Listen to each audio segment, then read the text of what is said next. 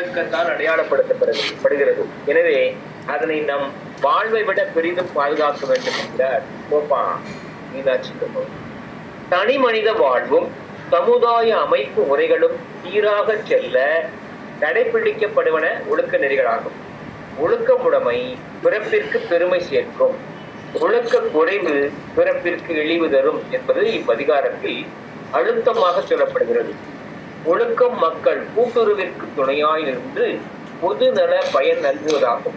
இதனாலேயே ஒழுக்கமுடைமை குடிமை என்று சொன்னதோடு இல்லாமல் உலகத்தோடு ஒத்த ஒழுகல் எனவும் அதிகாரம் விதிக்கிறது. இக்கூட்டுறவே சமுதாயத்தை இயக்கி முன்னெடுத்து செல்லும் விழுப்பம் தருவதால் ஒழுக்கம் ஒருவனுக்கு உயிரை விட மேலானதாகும். அதுதான் குடிப்பிறப்பு, அதுதான் உயர்வுக்கும் தாழ்வுக்கும் காரணமாக அமைவது, அதுதான் நன்மைக்கெல்லாம் அடிப்படை. ஏட்டில் எழுத பெற்றது எல்லாம் ஒழுக்கம் அன்று, உலகத்தோடு ஒத்து வாழ்வதே ஒழுக்கம். இவை அதிகாரம் கூறும் செய்திகள். மகிழ்ச்சி. இப்பொழுது இந்த அதிகாரத்தினுடைய 3வது குறளை நாம் பார்க்கலாம்.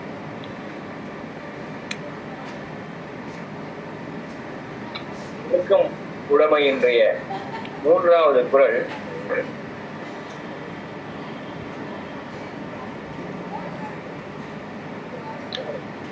இதற்கான பொருள், ஒழுக்கம் உடையவராக வாழ்வதே உயர்ந்த குடிப்பிறப்பின் தன்மையாகும். ஒழுக்கம் தவறுதல் இழிந்த குடிப்பிறப்பின் தன்மையாகிவிடும். இதற்கான பத உரை என்று பார்த்தால், ஒழுக்கம் என்றால் நல்ல நடத்தை, உடைமை உடையனான் தன்மை, குடிமை நற்குடித்தன்மை, உயர்ந்த குடிப்பிறப்பு. இடுக்கம் என்றால் பிழை, தவறுதல், இழிந்த தாழ்ந்த, பிறப்பாகி விடும். ஒழுக்கம் உடையவராக வாழ்வதே உயர்ந்த குடிப்பிறப்பின் தன்மையாகும். ஒழுக்கம் தவறுதல் இழிந்த குடிப்பிறப்பின் தன்மையாகிவிடும். ஒழுக்கம் உடைமை குடிமை, இடுக்கம் இழிந்த பிறப்பாய் விடும். விடா ஒழுக்கமே உயர்ந்த குடிப்பிறப்பு, ஒழுக்கத்தை விடுவது விலங்குடைய பிறப்பு என்கிறார் பா சுபமாணிக்கனார். நம்ம தரணியம்மா அடுத்த பொருள் எடுத்துருங்கம்மா. குறள் எண் 134.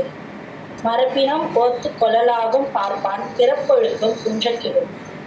பொருள், மரபினம் மறந்து விட்டாலும் ஓத்து ஓதுதல், கற்றல் வாசித்தல், சொல்லுதல் வேதம், கொள்ளலாகும் பெற்றுக்கொள்ள முடியும்.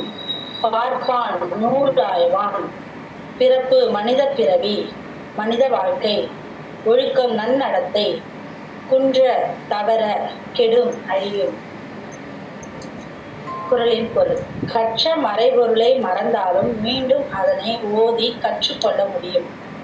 ஆனால் மறை ஓதுவானுடைய குடிபிறப்பு ஒழுக்கம் குன்றினால் கெடும்.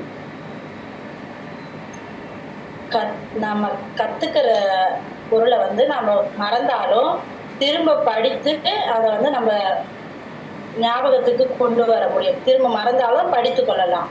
ஆனா மாநில ஒழுக்கம் குறைந்தா கெட்டு போயிடுவாங்க, அது திருத்த முடியாது. இதுதான் இந்த குறளுடைய பொருள்.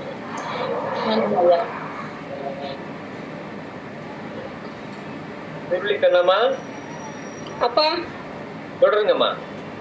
124வது குறள் தானங்கப்பா? 25மா. 25. சரிங்கப்பா. 135. சரிங்க. 135. குறள் எண் 125. அம்மா 125.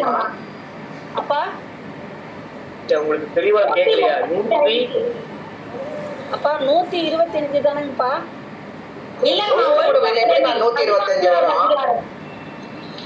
சரியாவே சவுண்ட் கேட்க மாட்டேங்குதுமா எனக்கு. குறள் என்ன எதுங்கய்யா? ஒழுக்கமுடைமை ஆரம்பிக்கிறதே 131 தான் ஆரம்பிக்குது. அப்புறம் எப்படி 125 ஆகும்? 135 இல்லைங்கம்மா, எனக்கு சவுண்ட் சரியா கேட்கல, அதனாலதான். இப்ப எத்தனாவது குறள் படிக்கணும்னு மட்டும் சொல்லுங்கம்மா. 135, அதாவது ஒழுக்கமுடைமை அதிகாரத்துல 5வது குறள். அழுக்காறு உடையான் கண் ஆக்கம் போன்று இல்லை, ஒழுக்கம் இலான் கண் உயர்வு.